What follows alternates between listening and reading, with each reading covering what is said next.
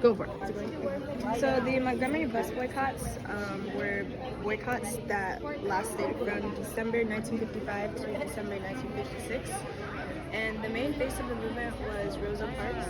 The whole end goal of the movement was to protest and end segregation on transportation in the United States. And it ultimately ended in the ruling of Brown v. Gale, which deemed separation on public buses unconstitutional. Before Rosa Parks, there were other people who did what Rosa did, just in a different fashion. For example, Claudette Colvin, who was a 15-year-old pregnant. She was pregnant, unmarried, and like I said before, 15. So the NAACP didn't want to use her as a symbol for the movement because, just like now, people, especially minors who are under that kind of circumstance, are frowned upon, and it wouldn't be something people could support, and people wouldn't support. So instead, we used Rosa Parks, and that's why her face is so well known. Another example of this was the Women Political Council, WPC. Years before the Montgomery Bus Boycott was started, they made their demands and warned of the protest to the governor. That was 1954. Rosa was arrested in 1955. Rosa Parks was portrayed as an elderly, weak seamstress. She, in fact, was a part of the NAACP and was an active leader. Rosa attended an organizer training school workshop, Highlander, heavily focused on leadership and social change. This is my artifact. There were 52,000 Black participants, and they obviously needed a way of transportation.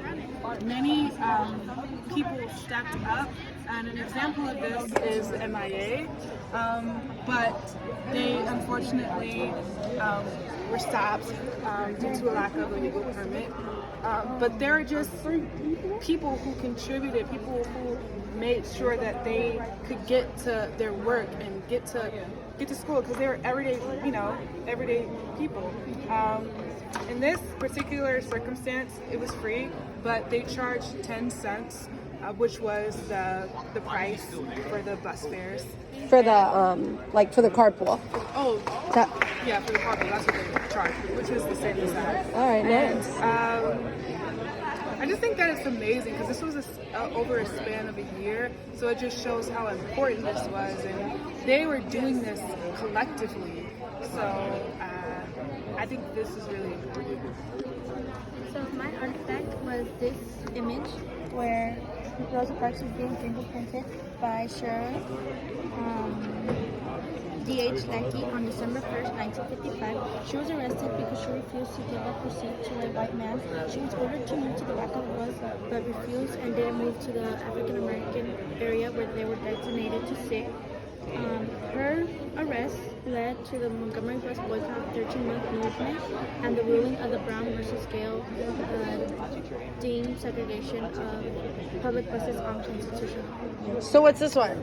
So this is my artifact. This is one of the many letters written by Rosa Parks while she was incarcerated in jail in 1955.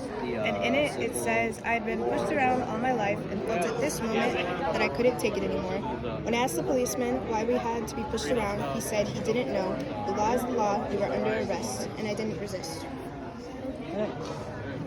This is a newspaper published November 14th, 1956, and the day before the Supreme Court outlawed bus segregation, so November 13th, 1956, and a month later, on December 20th, the whole Montgomery bus boycotts ended.